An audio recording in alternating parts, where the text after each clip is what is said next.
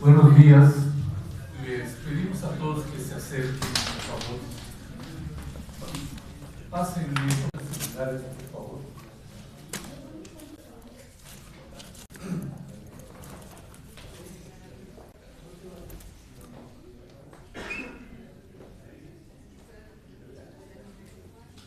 ¿Cómo estás? Bien. Bienvenido.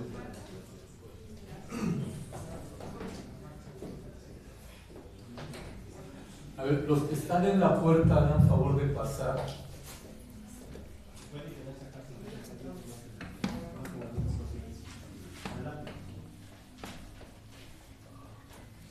Bien, buenos días.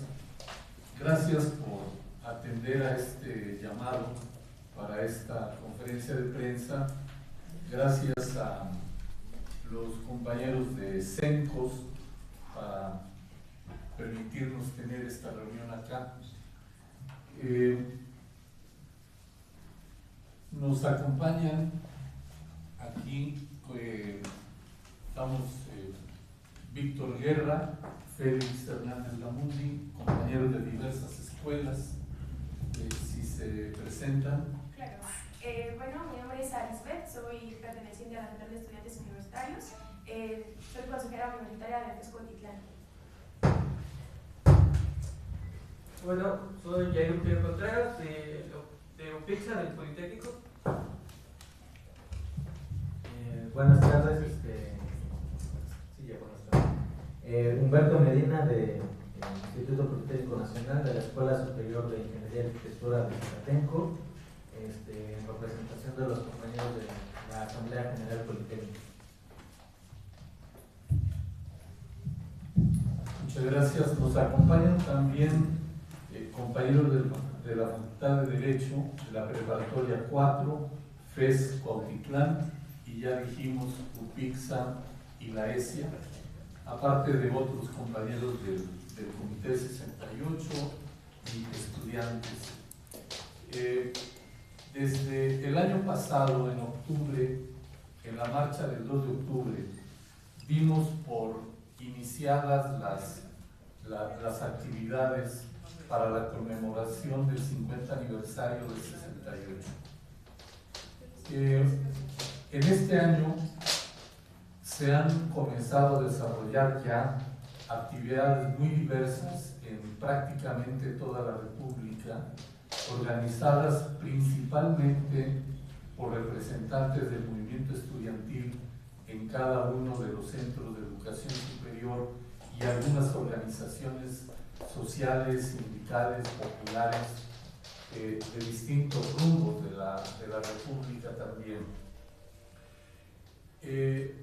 En esta ocasión y en la cercanía del 10 de junio, los hemos convocado para darles a conocer el plan de actividades que de manera directa está desarrollando el Comité 68 con el apoyo también, desde luego, de los estudiantes que representan a los diversos centros de educación. Vamos a comenzar con la lectura de un boletín del Comité 68 y después le vamos a dar la palabra a los compañeros estudiantes que ahora están acá con nosotros, porque, como dije, hay actividades muy diversas que se van desarrollando en distintos lugares y que en esencia están a cargo de los propios estudiantes y de maestros. Le voy a pedir a Víctor Guerra que nos haga favor de leer este boletín. Gracias, Félix.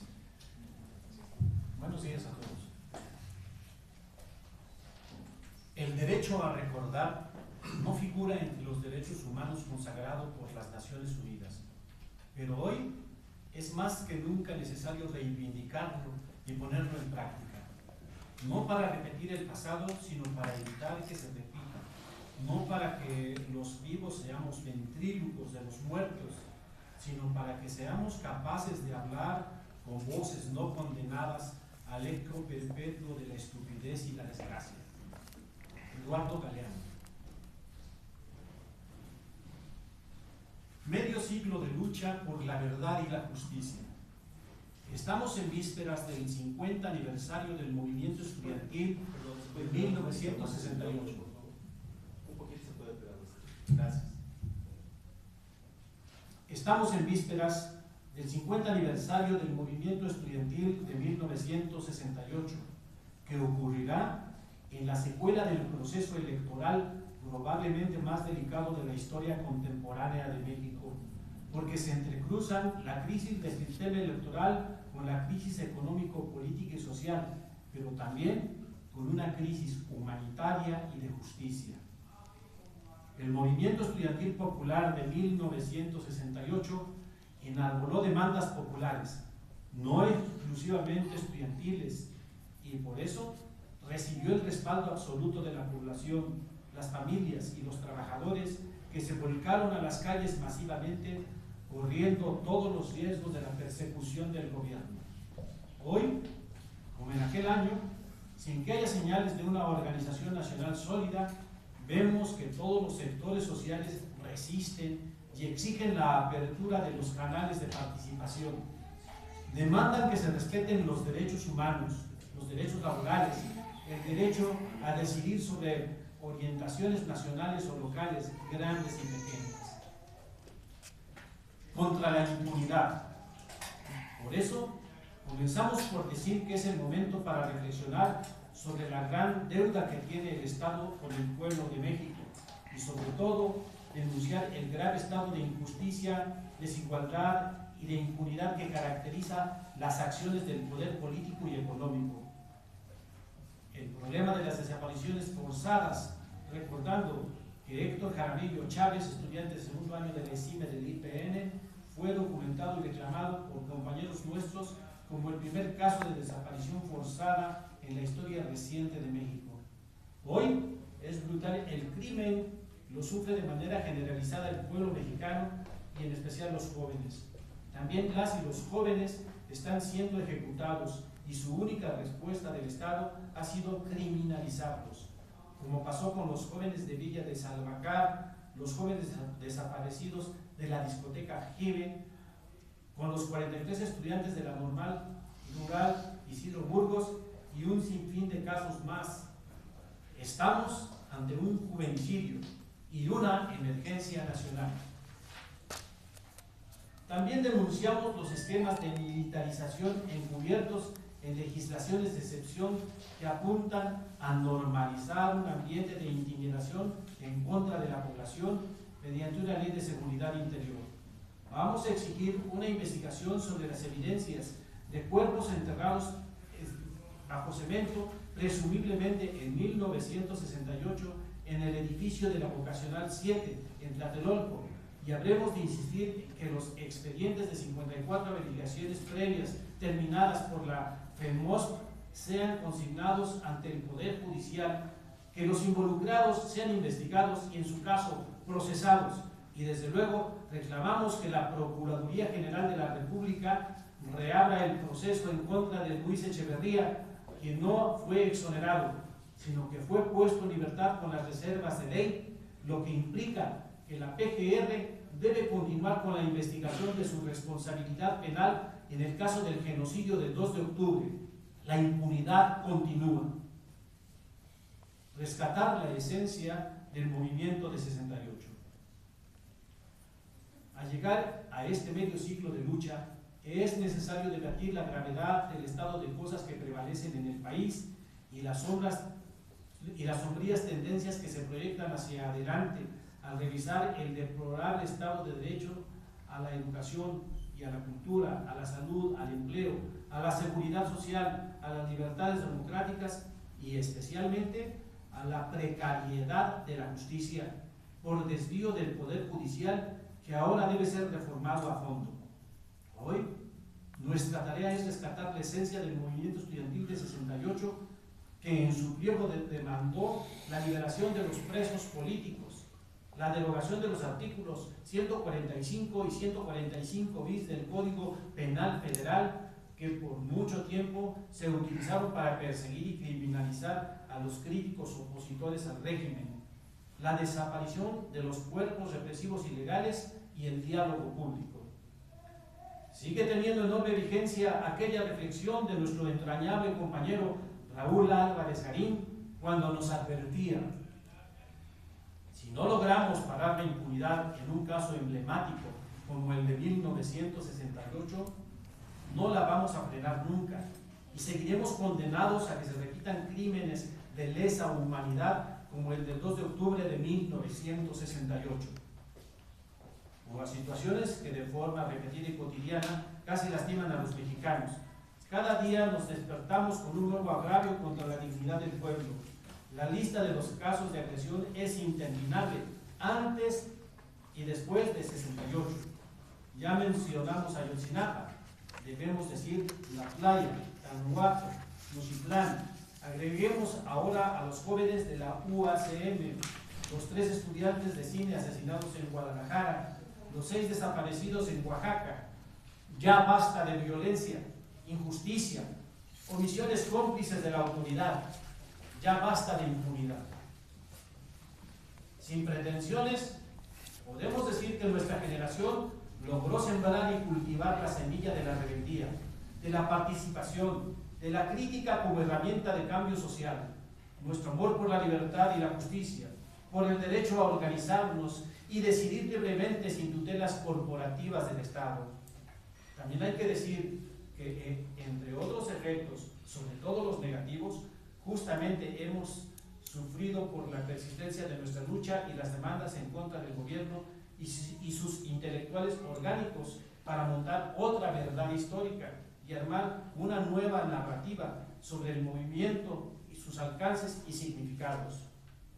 Nos hemos manifestado por las calles del país durante 50 años, especialmente cada 2 de octubre, primero para reiterar que no se olvide el crimen cometido por las fuerzas de seguridad del Estado, pero además reclamando justicia, el fin de la impunidad y el castigo a los responsables de aquel horrendo crimen de lesa humanidad.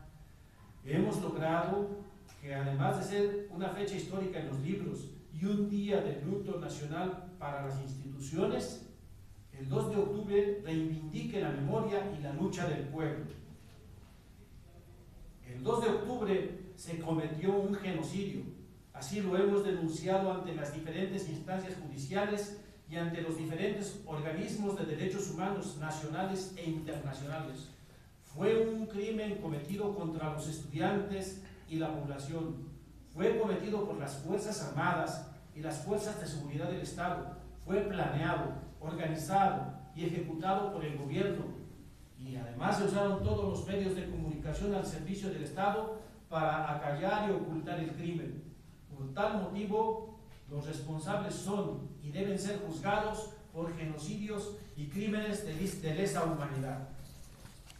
El banderazo de salida lo dimos el pasado 2 de octubre para conmemorar un año de actividades rumbo a los 50 años del movimiento. Conmemoración que creemos más que necesaria en nuestros días, pues además de refrescar la memoria de algunos, esta conmemoración es pedagógica, pues la mayoría de los que ahora luchan en las calles y se enfrentan a las injusticias del régimen no habían nacido entonces.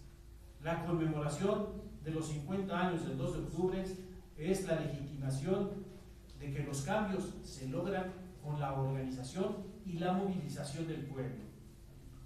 A lo largo y ancho de la República se realizan ya diversas actividades conmemorativas de este 50 aniversario del movimiento estudiantil de 1968. Se trata de iniciativas independientes promovidas por el movimiento estudiantil en casi todos los centros de educación superior y aquí en la Ciudad de México, en los estados, organizaciones sociales de toda índole.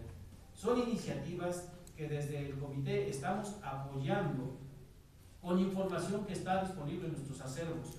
Apoyaremos con todo lo que podamos a todo aquel que lo solicite, porque tenemos claro que en el comité se concentra una gran cantidad de información relativa al movimiento, pero sobre todo porque tenemos el único archivo que existe con toda la información relativa a los juicios que por décadas hemos promovido para que se haga justicia a las víctimas de la represión a las que fue sometido el movimiento y para que los responsables de los crímenes de Estado sean procesados y castigados por la ley.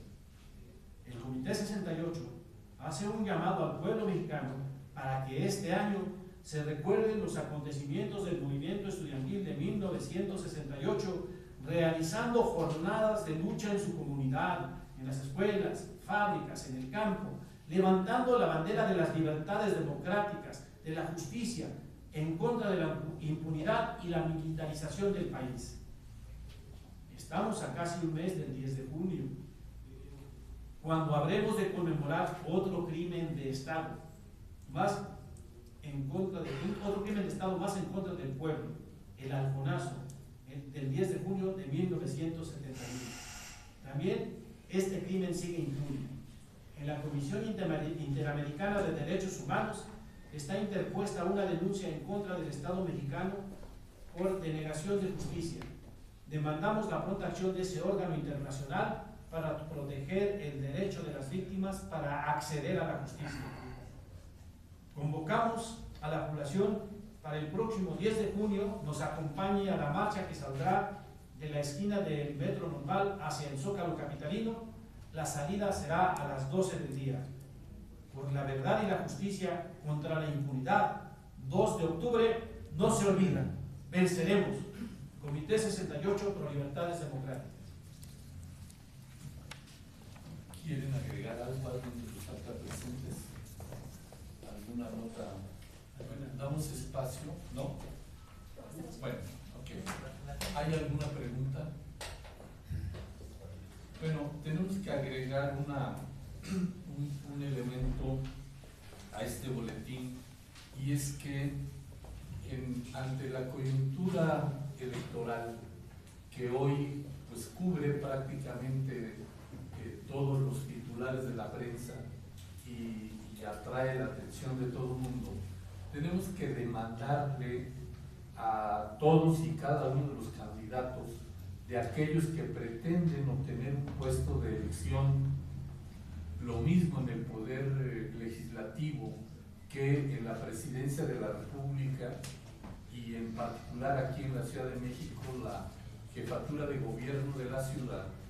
Tenemos que demandarle a todos esos candidatos que no pueden pasar por alto este estado de impunidad que recorre el territorio nacional, y que están obligados a tener un pronunciamiento respecto de estos delitos de Estado que siguen lacerando a los mexicanos. Y me refiero especialmente a que les demandamos que definan su postura en cuanto a la persecución de los delitos de Estado, a los delitos de lesa humanidad, y en particular los casos de 68, del 10 de junio y de la Guerra Sucia, porque, como está establecido en este boletín, nosotros asumimos que la única manera para poder avanzar en democracia en este país, o para poder incluso construir un clima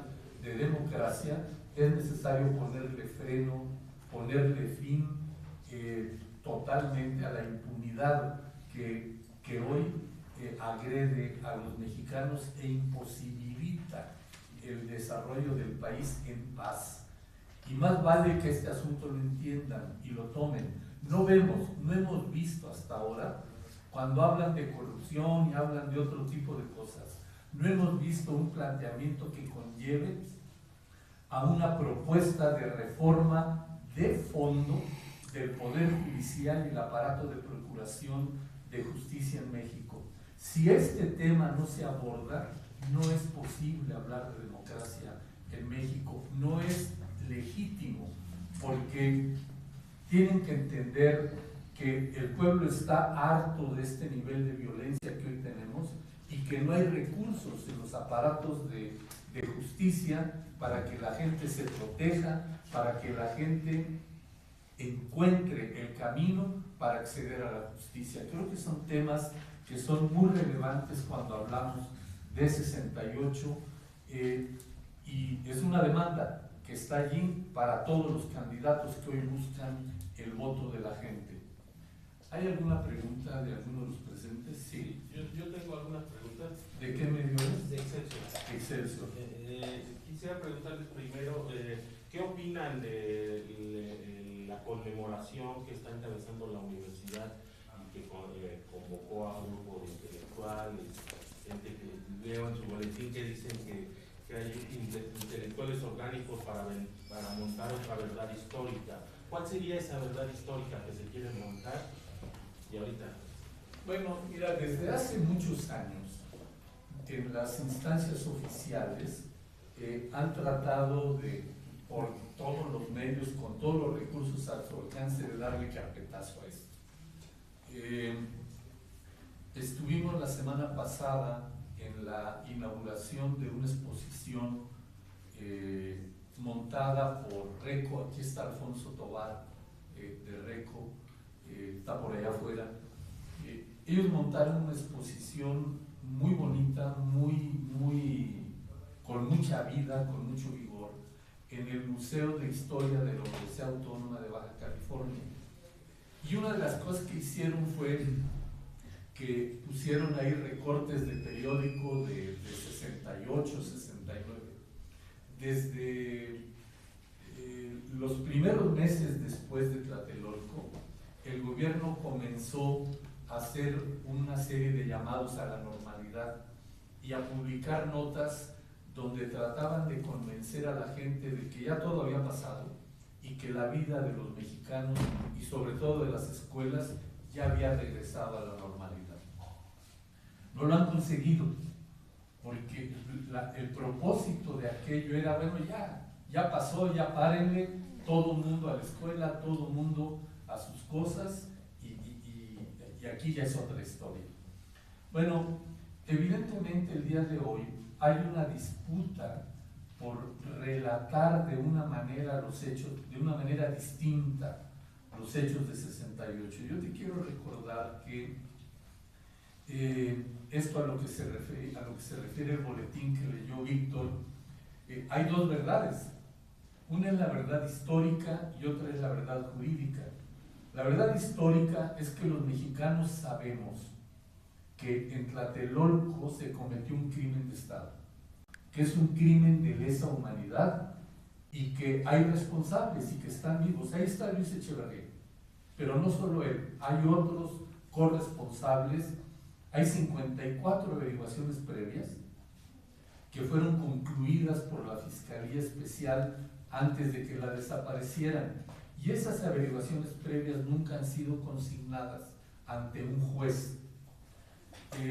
La verdad histórica para la gente es que ese crimen de Estado tiene responsables, y son ellos: Díaz Ordaz, Echeverría, el gobierno, el Estado, el poder legislativo, inclusive el poder judicial también, por solapar al ejecutivo. Por eso decimos es un crimen de Estado. La verdad jurídica es que los responsables somos nosotros, o sea, los responsables son las víctimas. De acuerdo con el poder judicial, en Tlatelolco no hay muertos. Hay un solo muerto y según ellos es soldado. Eso es lo que está en los expedientes del Poder Judicial. Eso tiene que cambiar, eso se tiene que modificar, y la única manera es retomando los procesos. Por desgracia hubo una serie de trampas a lo largo del proceso, y a final de cuentas quienes fuimos los denunciantes de estos delitos en contra de exfuncionarios no tenemos acceso al expediente porque no nos reconocieron la condición de coadyuvantes. Pero la PGR tiene todas las facultades, el Ministerio Público Federal, para retomar el caso, para demandar que se reabran, y ahí están las pruebas. Hay un fallo de un tribunal que dice que en 68 se cometió genocidio. No es que lo digamos nosotros, lo dice el propio Poder Judicial. Entonces, si hay un genocidio, evidentemente hay genocidas. Eso es lo que demandamos, que se reabra el caso, y que ese es el trabajo que hay que hacer. No necesitamos de otras historias. Ahora, la UNAM está montando estos actos de conmemoración, pues tiene el mismo derecho que tiene todo mundo a montarlos. La exigencia que nosotros ponemos por delante es que actúen del lado de la verdad, nada más. A todo aquel que quiera sumarse a estas conmemoraciones, está obligado a respetar la verdad, a respetar lo que fue el espíritu del movimiento de 68, que es actuar del lado de los principios y con ética. Esa sería la exigencia para cualquiera que quiera sumarse a estos procesos. ¿Los invitaron a ustedes como comité a participar en esto? Nos han invitado de diversas maneras, ¿sí? Por eso nosotros insistimos en esto, cuál es el plan que nosotros como comité y junto con el movimiento estudiantil, que a final de cuentas es lo que tiene la mayor importancia. A nosotros lo que más nos interesa es que las generaciones actuales entiendan con claridad qué fue el movimiento, cuáles fueron sus causas y cuáles sus consecuencias. Desde hace muchas décadas está de moda decir que el movimiento es un parteaguas en la historia moderna del país, siempre y cuando no se digan cuáles son los cambios que introdujo el movimiento. De esos son de los que tenemos que hablar. Por eso este llamado a la reflexión y este llamado a recuperar el espíritu del movimiento. ¿Alguna otra pregunta? Sí. Se plantearon hace rato. ¿De qué medio eres? Israel Yáñez, de Capital Media. Capital. Hace rato hablaban sobre la revictimización de los jóvenes, la criminalización de los jóvenes, que los están asesinando, los están desapareciendo, los están enrolando en el crimen organizado, que a su vez ellos asesinan a jóvenes también. Para los estudiantes, ¿cuál es el ambiente que ustedes dentro de las aulas viven después de lo que sucedió en Guadalajara y lo de Gustavo Amadero, ¿no? Aquí en la capital del país, la desaparición del mismo joven Marco Antonio de aquí de Rosario? Sí. ¿Qué sienten? ¿Cuál es su pensamiento, su pesar, sus inquietudes? ¿Quieres comentar? Sí. Gracias. Pues precisamente es muy evidente la forma en la que se ha estado mostrando la violencia hacia nosotros como estudiantes y que aparte de esa misma violencia se nos criminalice a nosotros como los principales responsables, ¿no? En FESCO Titlán, que es de donde vengo, tenemos el caso más claro, ¿no? La compañera Verónica Guadalupe Benítez Vega es una compañera que